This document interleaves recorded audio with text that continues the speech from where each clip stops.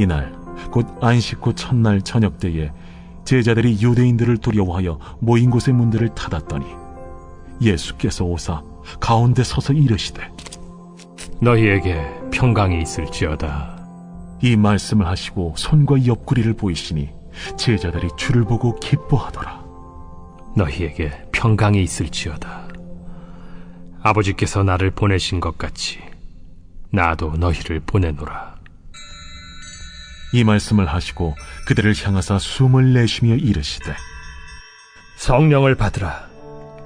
너희가 누구의 죄든지 사하면 사하여 질 것이요 누구의 죄든지 그대로 두면 그대로 있으리라. 12 제자 중에 하나로서 디드모라 불리는 도마는 예수께서 오셨을 때에 함께 있지 아니한지라. 다른 제자들이 그에게 이르되 우리가 주를 보았노라. 도마가 이르되 내가 그의 손에 못자국을 보며 내 손가락을 그 못자국에 넣으며 내 손을 그 옆구리에 넣어보지 않고는 믿지 아니하겠노라. 여드레를 지나서 제자들이 다시 집 안에 있을 때에 도마도 함께 있고 문들이 닫혔는데 예수께서 오사 가운데 서서 이르시되 너희에게 평강이 있을지어다. 도마에게 이르시되 네 손가락을 이리 내밀어 내 손을 보고 네 손을 내밀어 내 옆구리에 넣어보라. 그리하여 믿음 없는 자가 되지 말고 믿는 자가 되라. 나의 주님이시여, 나의 하나님이시니이다. 너는 나를 본고로 믿느냐? 보지 못하고 믿는 자들은 복되도다. 예수께서 제자들 앞에서 이 책에 기록되지 아니한 다른 표적도 많이 행하셨으나 오직 이것을 기록함은 너희로 예수께서 하나님의 아들 그리스도이심을 믿게 하려 함이요 또 너희로 믿고 그 이름을 힘입어 생명을 얻게 하려 함이니라. 안녕하세요. 교수가족 여러분, 매일 말씀의 김유찬입니다. 여러분, 이제 요한복음 말씀이 영광스러운 이 부활의 사건을 다음으로 마무리되어 가고 있습니다. 여러분, 이 요한복음은 원래 20장까지 내용이 마지막입니다. 그리고 21장의 내용은 보너스라고 하나요? 번외라고도 합니다. 그런 성격을 가지고 있고요. 그래서 예수님께서 부활하시고 나서의 스토리가 끝이 나는 부분이 이 요한복음 20장입니다. 여러분, 예수님의 이 부활 사건을 대하는 이 제자들의 마음을 한번 보시죠. 19절, 20장 19절입니다. 이날 곧 안식 후 첫날 저녁 때에 제자들이 유대인들을 두려워하여 모인 곳에 문들을 닫았더니 예수께서 오사 가운데 서서 이르시되 너희에게 평강이 있을지어다. 이 말씀을 하시고 손과 옆구리를 보이시니 제자들이 주를 보고 기뻐하더라. 여러분, 안식 후 첫날이라고 하는 것은 뭘까요? 예수님께서 부활하신 바로 그날, 바로 그 다음 날에 제자들이 두려워서 어떻게 하고 있었죠? 문을 잠궈 놓은 채로, 닫아 건 채로 유대인들을 두려워하기 때문에 예수님의 잔당들, 그러니까 예수님의 제자들이었던 이 사도들을 유대인들이 또 해코지할 수도 있기 때문에 또 제자들이 두려워하는 마음으로 숨어 있었습니다. 그런데 예수님께서 오셔서 그들에게 이르시되 평강이 있을지어다 라고 했습니다. 여러분, 우리가 아는 것처럼 제자들은 어떻게 했죠? 두려워했습니다. 예수님께서 부활하실 것이라는 것을 알았고, 부활한 것을 알 뿐만 아니라 부활하셨다는 소식을 들었음에도 불구하고 제자들은 여전히 두려워하는 그 자리에 머물러 있었습니다. 언제까지요? 예수님, 부활하신 예수님께서 다른 모습으로 나타나시는 그 순간까지 계속 그곳에 머물러 있었습니다. 그러면서 예수님께서 나타나셨죠. 손과 옆구리를 보이셨습니다. 예수님께서는 어떤 일을 당하셨는지를 제자들이 믿도록, 제자들이 경험할 수 있도록, 제자들이 알아들을 수 있도록 부활하신 예수님께서 나타나셨습니다. 21절, 예수께서 또 이르시되 너희에게 평강이 있을지어다. 아버지께서 나를 보내신 것 같이 나도 너희를 보내노라. 여러분, 제자들의 상태가 어떻죠? 제자들의 상태는 여전히 그런 영적 침체 가운데 있음에도 불구하고 예수님께서 그들에게 한 번 더 평강이 있을지어다, 그리고 또 말씀하시는 것이 내가 너희를 보낸다. 어떻게요? 아버지께서 나를 보낸 것처럼 나도 너희를 보내노라. 이게 바로 뭐죠? 하나님의 대위임 명령. 너희는 사마리아 유대 온 땅 끝까지 가서 내 증인이 되어라 라고 했습니다. 내가 너희를 보낸다. 하나님 아버지께서 나를 보낸 것 같이 내가 너희를 보낸다라는 것이죠. 결국엔 이게 뭡니까? 사명의 자리, 예수님의 이름을 전하는 자리, 예수님이 어떤 분이신지 드러내는 자리로 우리를 보낸다라는 것입니다.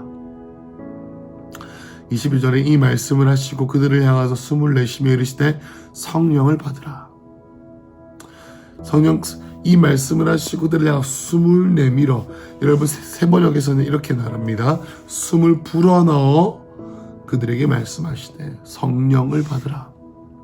성령을 받으라라는 것의 뜻은 뭐겠습니까? 21절에 나와 있는 내가 너희를 보낸다, 내가 너희를 사명의 자리로 보낸다라는 것에 있어서 무엇이 필요합니까?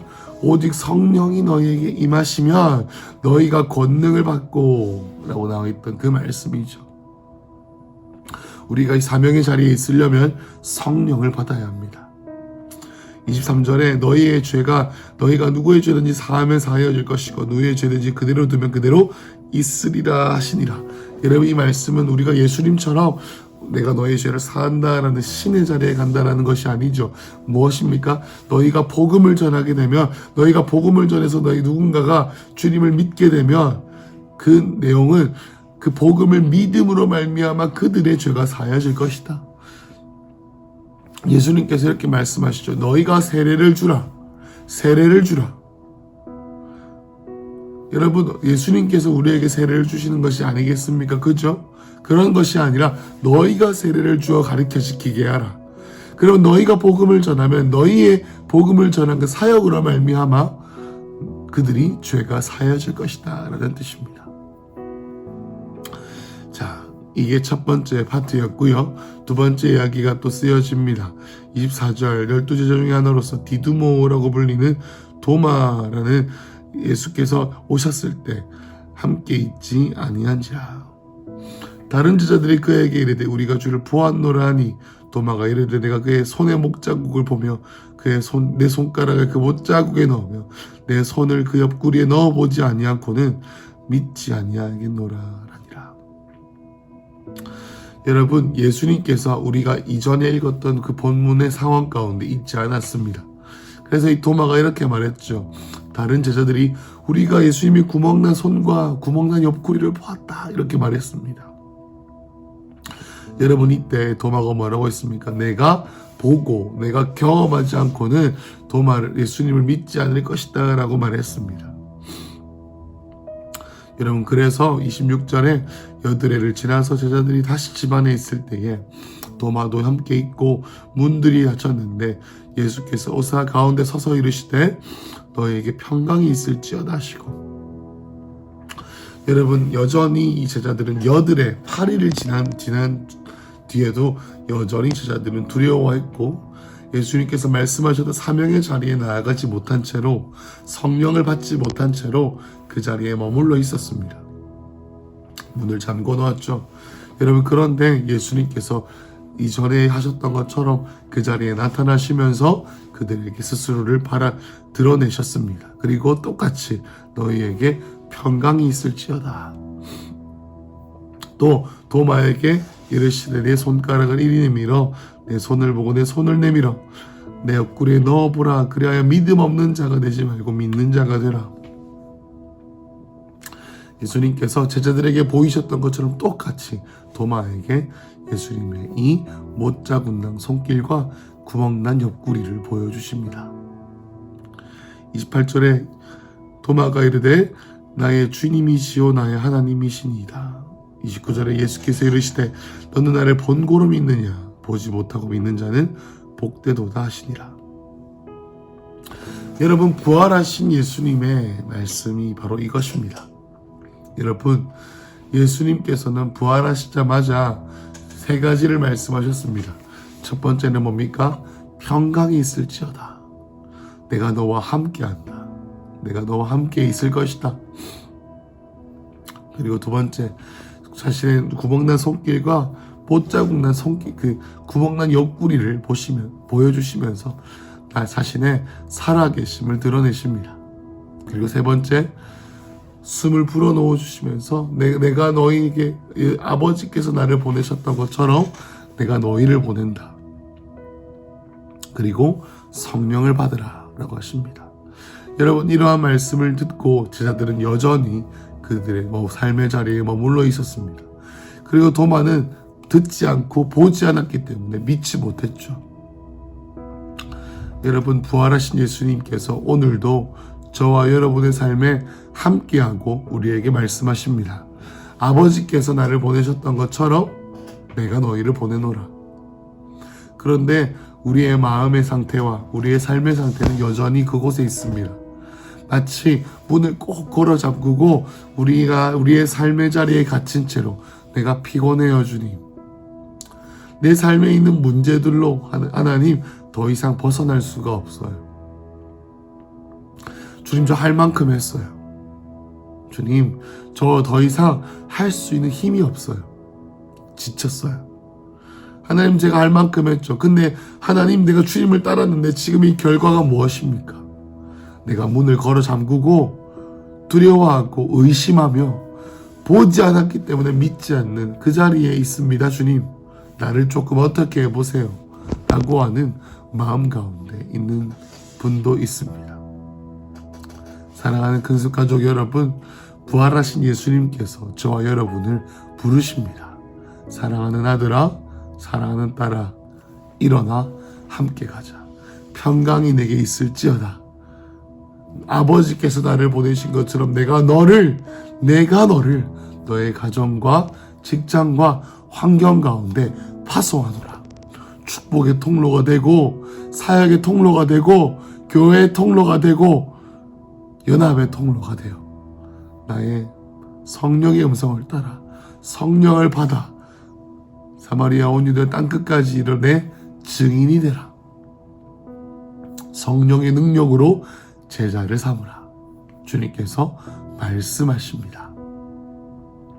사랑하는 근숙가족 여러분, 주님을 본고로 믿지 아니하고 믿는 마음으로 기도할 때 주님께서 우리 마음을 열어주시고 우리 영적인 눈을 열어주셔서 우리의 삶을 어떻게 살아가야 할지 보여주시는 그런 놀라운 부활하신 주님과 함께 동행하는 하루가 되시길 축복합니다. 사랑하는 부활하신 예수님, 오늘도 우리와 함께하여 주시니 감사합니다. 사랑하는 우리 큰수 가족 여러분 한 분 한 분에게 지혜와 계시의 영을 부어주셔서 부활하신 예수님께서 나타나셔서 평강이 있을지어다. 아버지께서 나를 보내신 것 같이 내가 너희를 보내노라.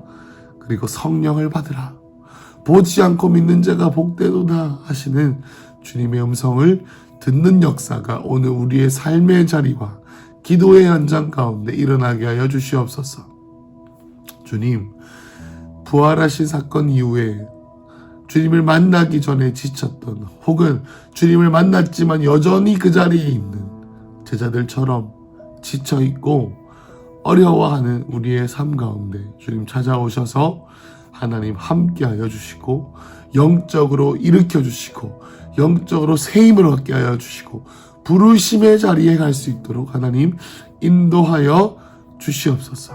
오늘 하루를 주님께 올려드리며 예수님의 이름으로 기도했습니다. 아멘.